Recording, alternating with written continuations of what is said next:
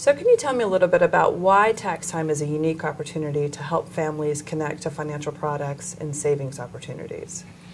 It's interesting. Actually, all Americans, regardless of income, end up getting large refunds. 130 million tax filers each year, well over 100 million get refunds. Among low to moderate income earners, those making under 40,000, they're getting back $115 billion a year. So on average, $2,500 per tax-paying household. That should give you a sense of the opportunity that's there at tax time, and that's, again, an opportunity that we're working on, that other organizations are, with the intent to harness those refunds and to direct them to good products, good services, and opportunities for people.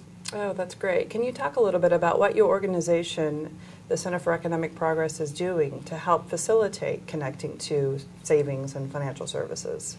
Well, we've been doing this for a number of years. We see this as a huge window. Tax time is a way to connect people to good products and good services. So we have participated in a national pilot with D2D, with savings bonds for the last several years. We also partner with more than 20 banks and credit unions in metropolitan Chicago alone. Everything from traditional checking accounts to savings accounts, to CDs, a match savings product with a particular credit union.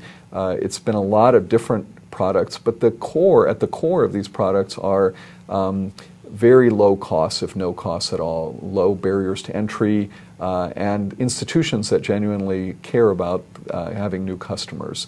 We find that that's a real need to make sure that we connect people to banks and to credit unions that actually want to keep people as customers long term. Great. All right. That sounds like very good work. Can you tell us a little bit about what you're finding with those efforts?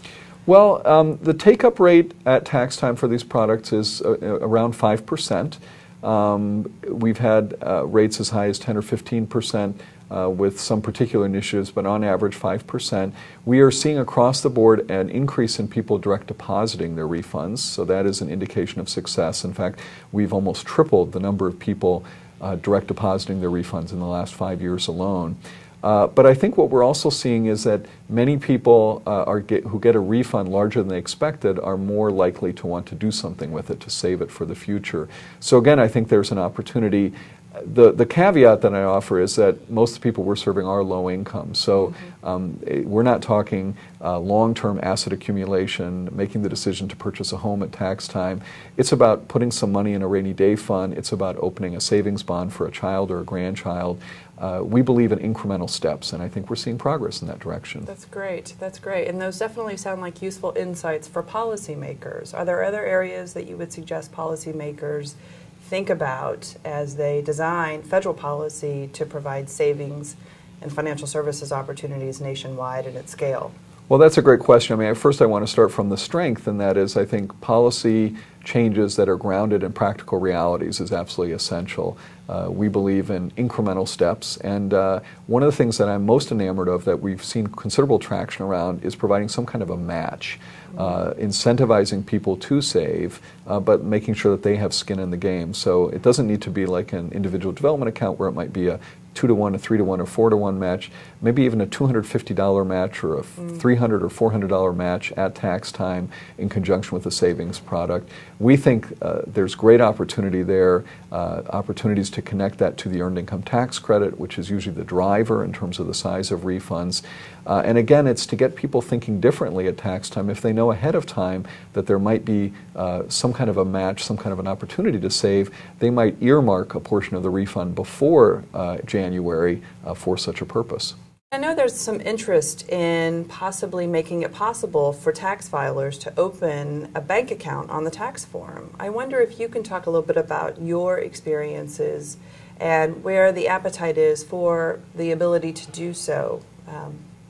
Well, it's a great question. It's one of the great losses when you look at it, in the sense that the tax return itself does not offer tax filers that opportunity. We now have the ability for people to direct their refund into multiple accounts, but they cannot actually open an account on the tax form. We've done a pilot with a number of financial institutions that has been targeted primarily at low-income earners who may not be currently with a bank. They may not have an account.